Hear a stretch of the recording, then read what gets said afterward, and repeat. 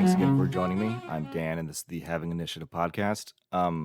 Full disclosure, I am re-recording this intro, and it just so happened I re-recorded it when I'm on the mend from being sick for a few days. So that's me. Then that's just the intro.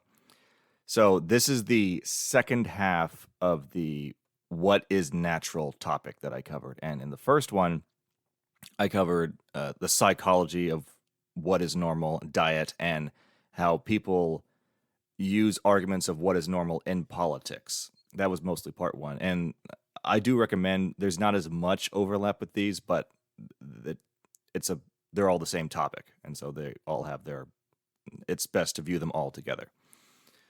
So with this episode, the topics for today are society, physical activity, and just closing thoughts on the natural state that don't fall into easy categorization. Okay, and with that, let's get started. So, I had an episode this season about society and what it is, and so there's going to be a little bit of overlap here.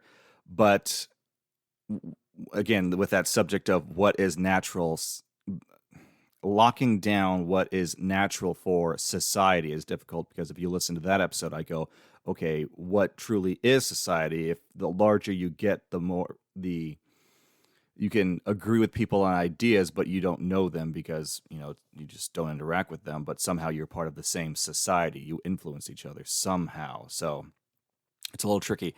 But humans are social creatures, as most scientists would say. That's the phrase that's thrown around a lot. And recently I was watching a clip from the movie Castaway, where Tom Hanks plays a guy who gets marooned on an island. And he's very lonely, sometimes not talking too much at first, but he finds a FedEx package and he opens it up and there's a volleyball in there. And eventually he injures his hand and he grabs it in rage and throws it and he leaves a blood stain on it that kind of looks like a face, and he tweaks it up a bit. And he starts talking to this, I think it was a volleyball, and it was a Wilson brand, so he calls it Wilson. And since he's been quiet for since he's been marooned on the island, now he can have conversations, and he talks to this volleyball as if it's a person. And there's a brief period where he gets angry and he throws it out of the cave that he's in, and then he gets scared and he goes looking for it as if he just lost someone. And then at some point in the movie, he does lose the volleyball and he's just completely heartbroken.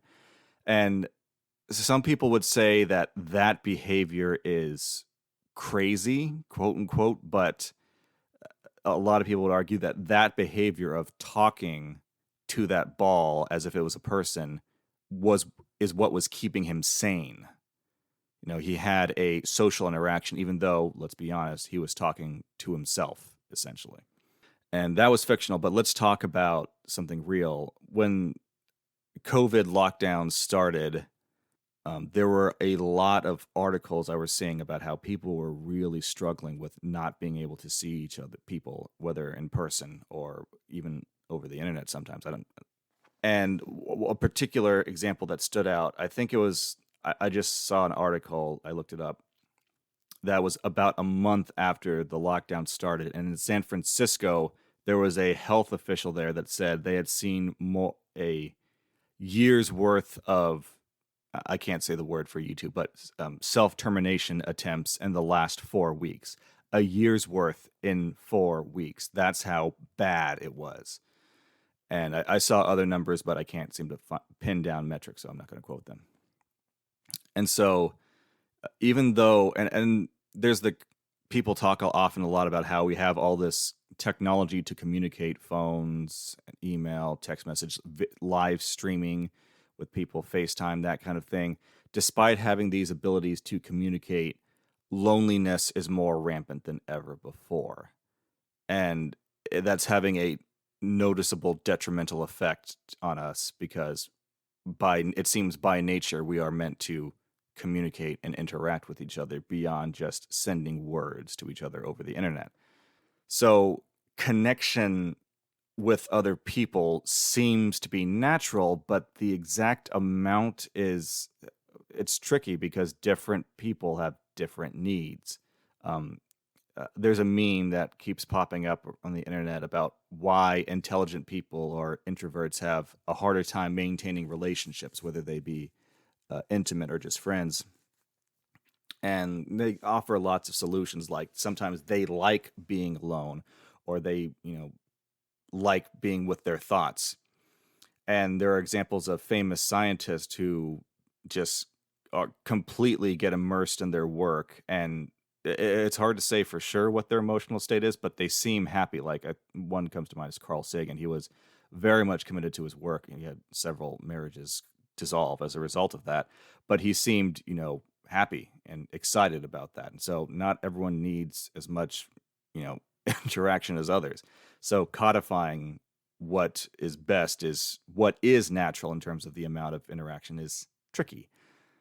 And back to COVID, I saw some people posting videos online of them crying just 1 week into lockdowns. Now, I was a bit more introverted at the time, so 1 week of not having to deal with anybody was kind of a vacation, in my opinion.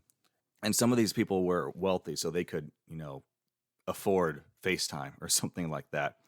But just that disruption to their routine of interacting with people. And maybe it wasn't just not interacting with their loved ones, but maybe it was just not being able to go out and do activities. But that was enough to bring them to tears. Meanwhile, there were people who were much less fortunate than them that were holding up much better. So it's tricky. And when we're talking about normal levels or what is natural in terms of connecting with people, friends and family members is a pretty standard and old concept. And there's lots of documentation about how these things are important in your development. Also, interacting with people your age is also important. I think there's a lot of evidence that that is might be most important in developing as a child, is that y'all interact with each other, y'all impose limits, and y'all figure things out together, even without being told what to do. And there's kind of an adult equivalent with that in like your workplace, that it's not necessarily the most buddy buddy situation, but you can have cordial interactions with people, and you have to learn the dance and what the rules of the group are and interact with them. And there's always like a little push and pull on that. So those are pretty standard interactions that, and we could say, are natural. But at some point in our history, we started living in villages or towns, and that's a lot. I mean, I guess the people that you get along with or don't get along with necessarily, that can be an equivalent of like your workspace, but it's a lot bigger. There's a lot more going on, and even though you live in the same place and y'all are all up in each other's business, it's not the same as like working with someone or, of course, growing up with them.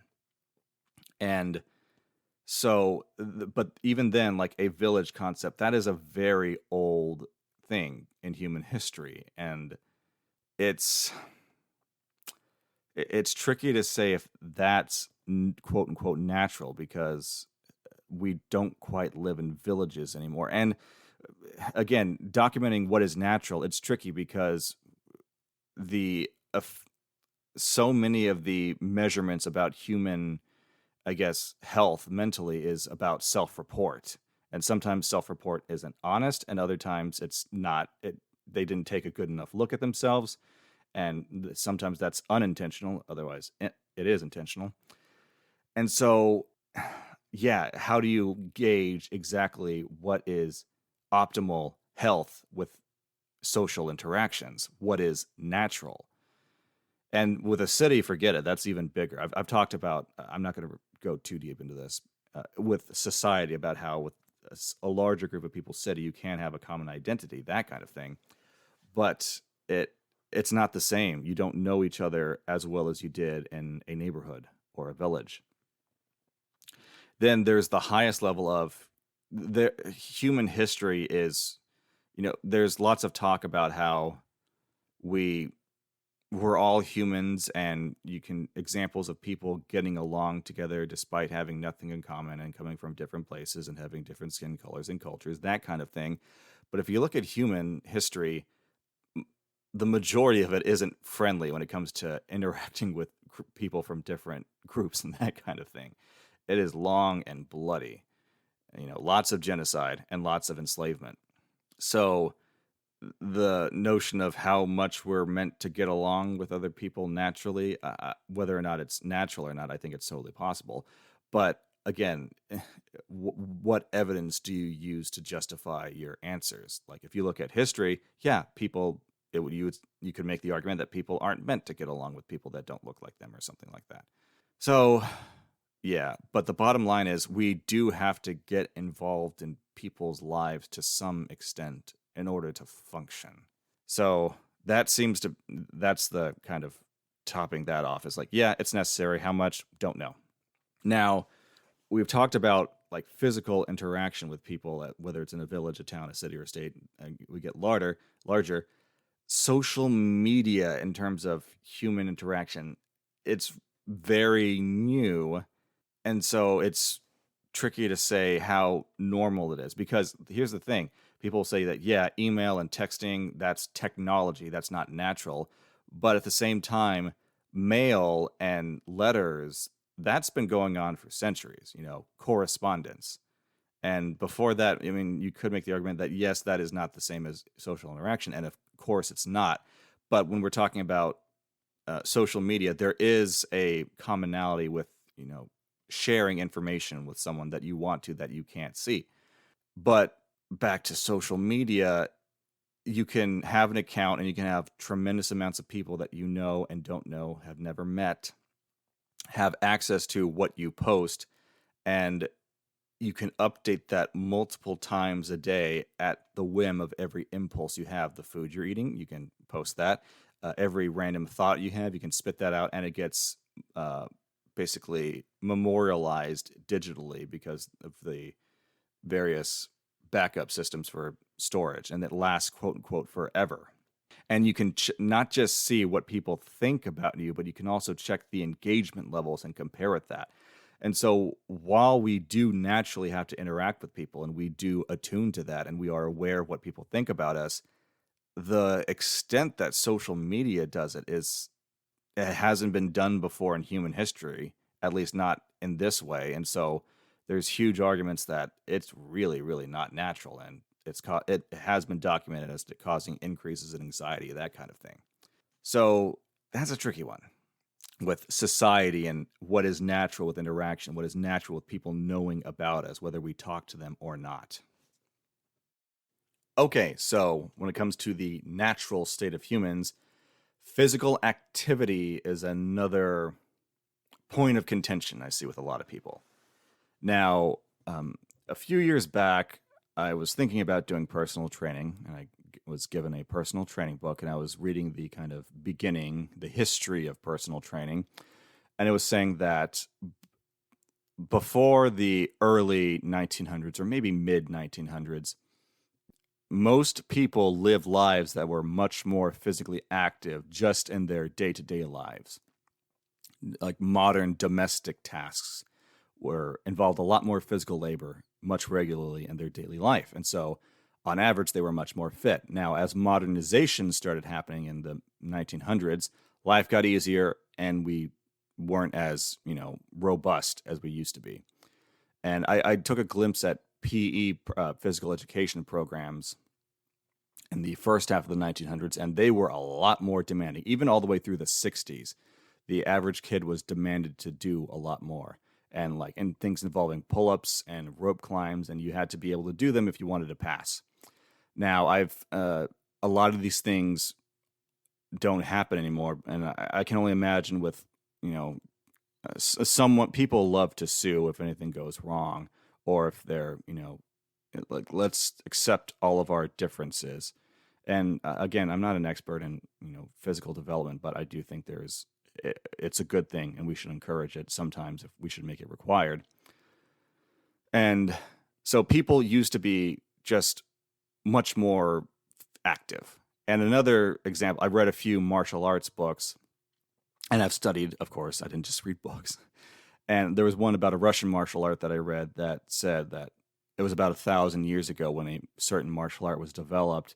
And part of the reason is because They had armies, of course, but they also had lots of peasants, and Russia is a big place, and they were constantly being attacked from anywhere on all sides. And so the average individual who was working in a field had to be able to be working in a field and could drop what they or stop what they were doing and fight off whoever and then get back to working again. It was expected that you were physically fit and able to fight.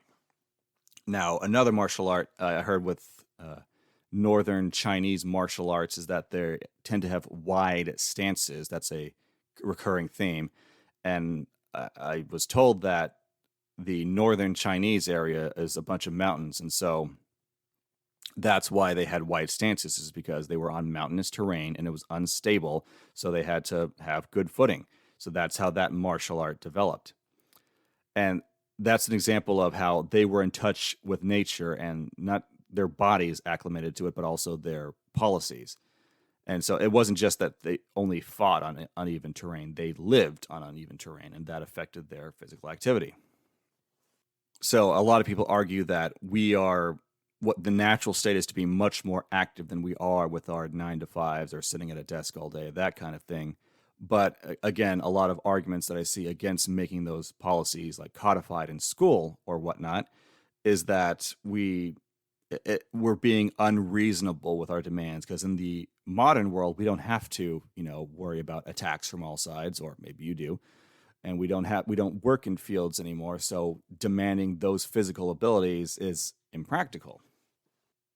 And I'm going to start talking about athletes for a second, but an example of someone who's like physically very fit but wasn't considered an athlete because they weren't competing was a circus strongman, and they didn't have the physique of a bodybuilder that we were what we consider bodybuilders today. The big muscles with well-defined definition and the bulging veins and arteries and grease or whatnot. Their physique was very, kind of boring by comparison. They were just big, but they were crazy strong, and they could lift heavy things and do lots of very difficult physical tasks that were more than just doing a chest press on a machine.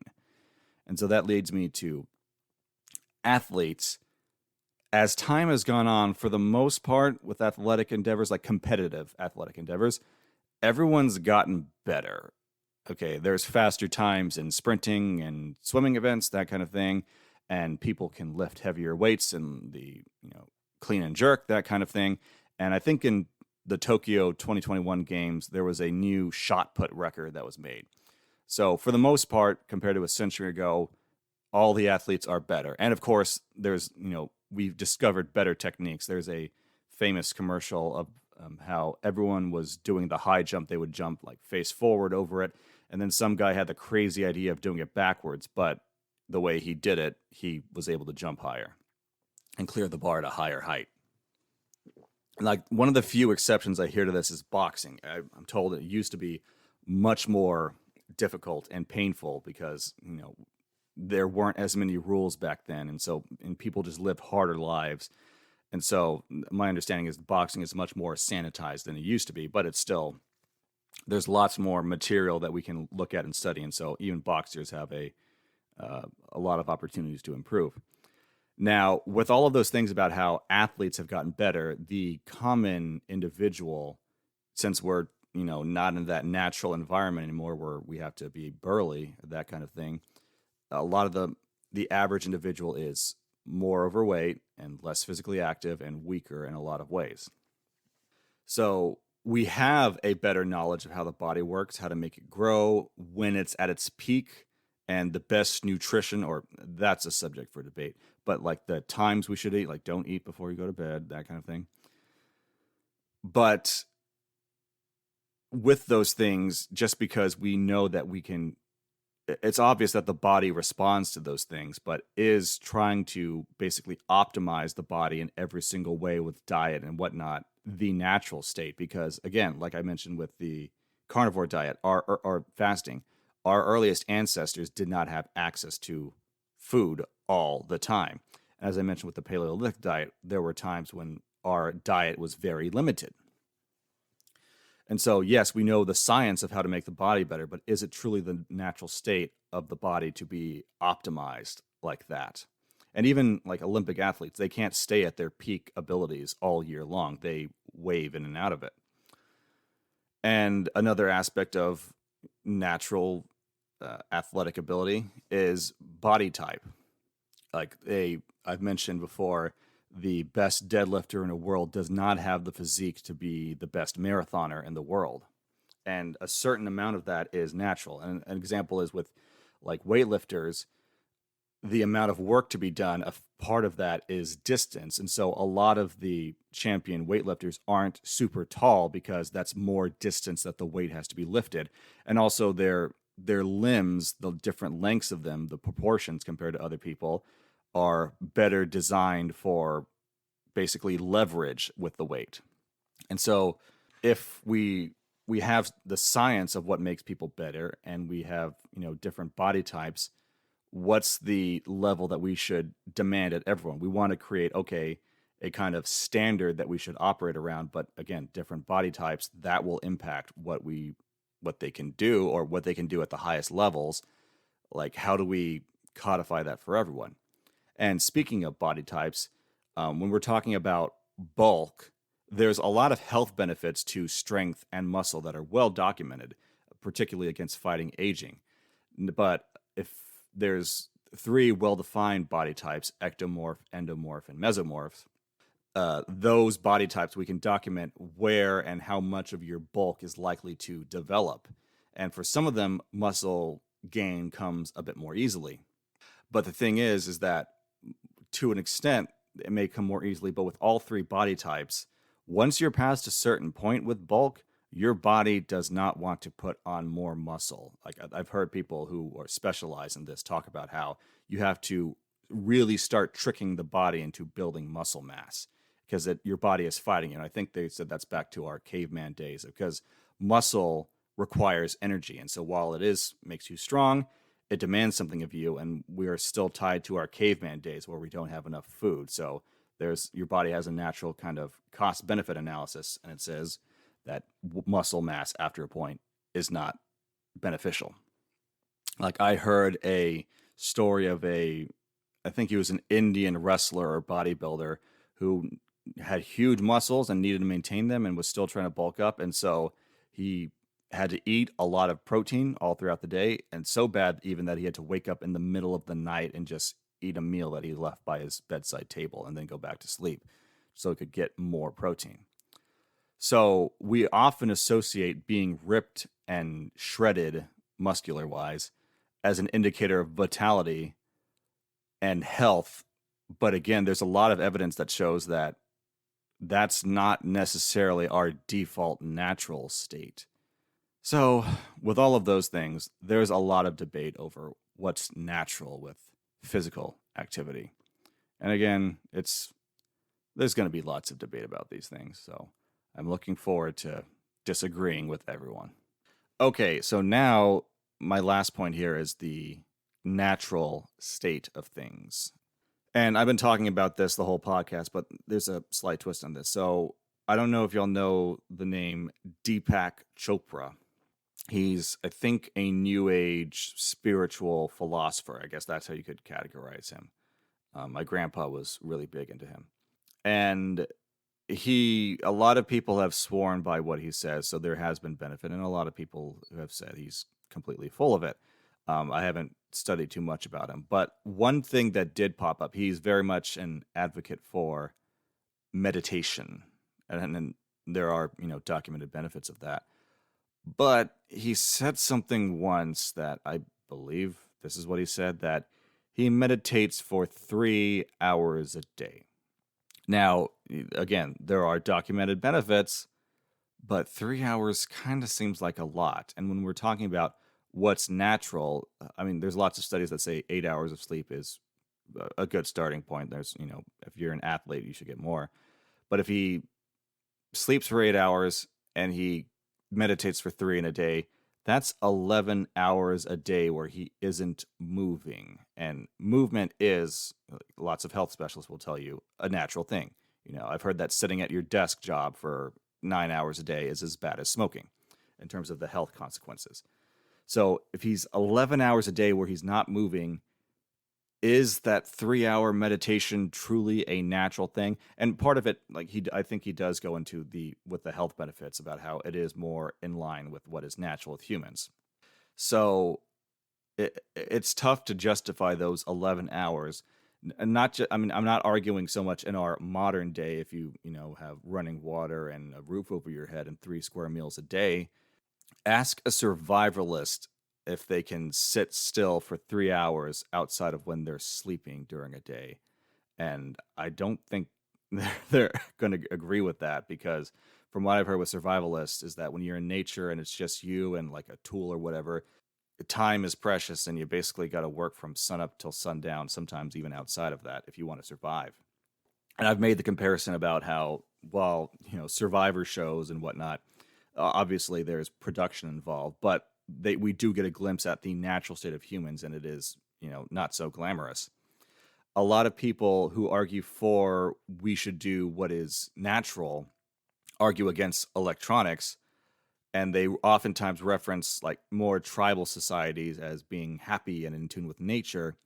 But if you, with tribal societies or whatnot, a straw hut isn't natural, nor is a teepee, nor is any other temporary structure that is built. And if they use tools to build these things, like they made a hammer, even if it's not made out of, forged iron, it's made out of a rock and a stick. That rock and a stick combo is not natural. The ingredients were, but the assembly was not. And both of those ideas, the straw hut and the hammer, like even small tribal communities have some degree of technology. And so back to the point about meditation, if you're in a environment that these tribal societies are in, exposed to nature and exposed to animals, you can't sit still for 3 hours. You can't. And like with the technology, everyone who puts some idea forward of what is natural and what humans should be doing involves some measure of technology. And my point is, technology is not natural. It is a byproduct of our brain going against the grain of nature for a better purpose. Humans are adaptable. I've mentioned that. And so the arguments for how, so there isn't really a reducible optimal state that we will all agree on, and not even like fully agree on. I'm just talking like having a bare minimum amount of agreement on. And so a quick point here.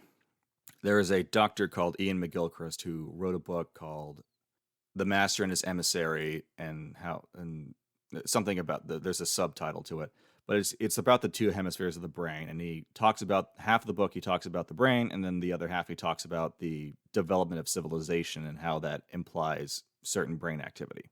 And he made a point there that said, the more industrialized we become, like with cities and technology, and we move away from nature, the higher the rates of schizophrenia are, and also autoimmune disease, but that's kind of outside the brain. That's something else I've noticed. And compared to underdeveloped countries, schizophrenia is much more rare there, and so are autoimmune diseases.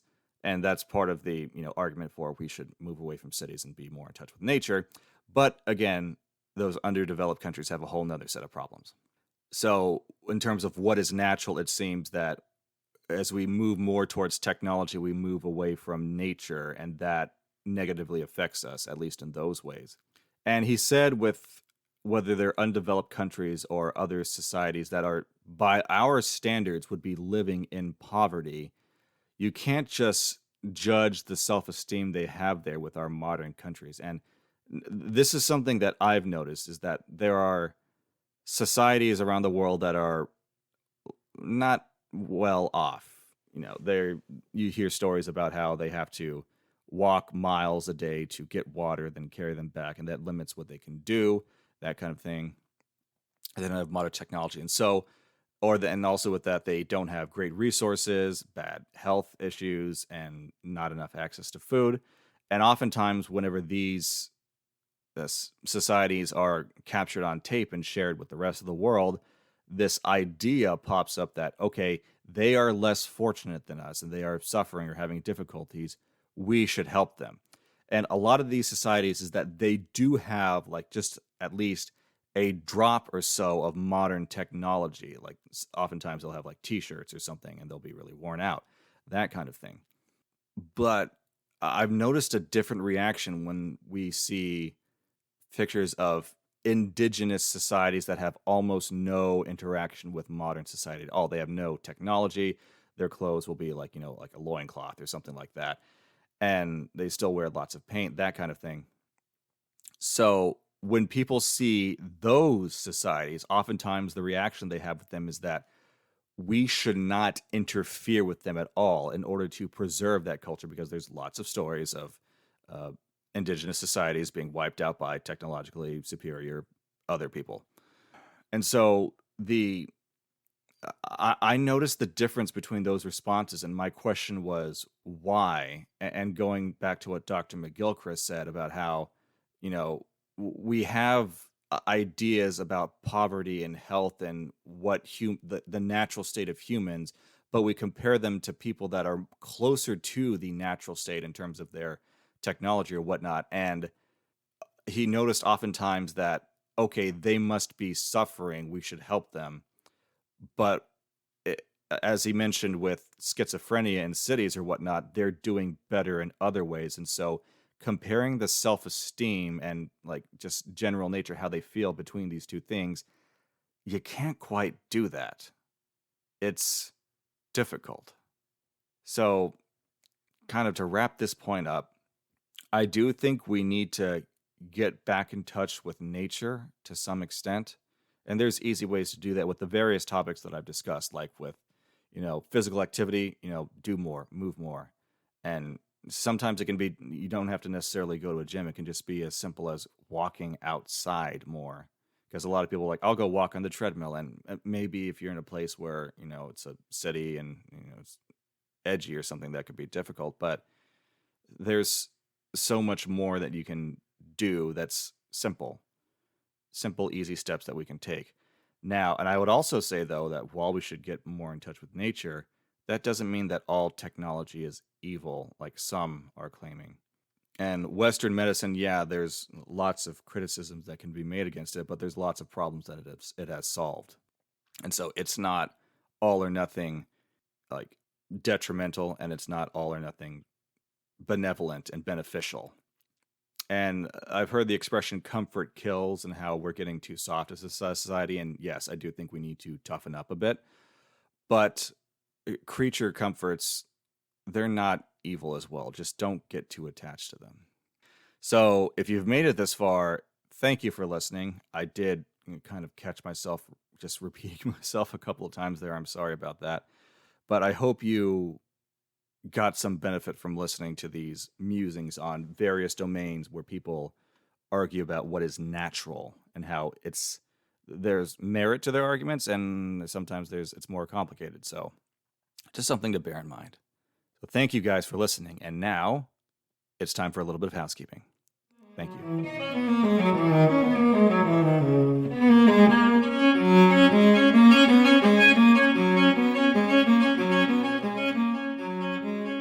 Hi, everybody. Thank you for listening. So, yeah, part 2, the first and last subjects were ones that are particularly important to me. And with the last one, yeah, the how we help poor people, that's something that really it's boggling my mind. And I can't put into words why we do certain things, or at least me. Other people, again, I don't know them either. So I really just hope that people are aware of the nuance of what's natural. And it's rarely simple. And also, we're all going to have contradictory views. So the first step is be aware of the ones that are inside you. And don't just blow them off. So thank you again for listening. Please let me know what you think about anything discussed here in the comments. And if you'd like to support the channel, please like, comment on videos, subscribe, ring the notification bell. It really does help. So thank you again, everybody, and I hope to see you next week. Take care.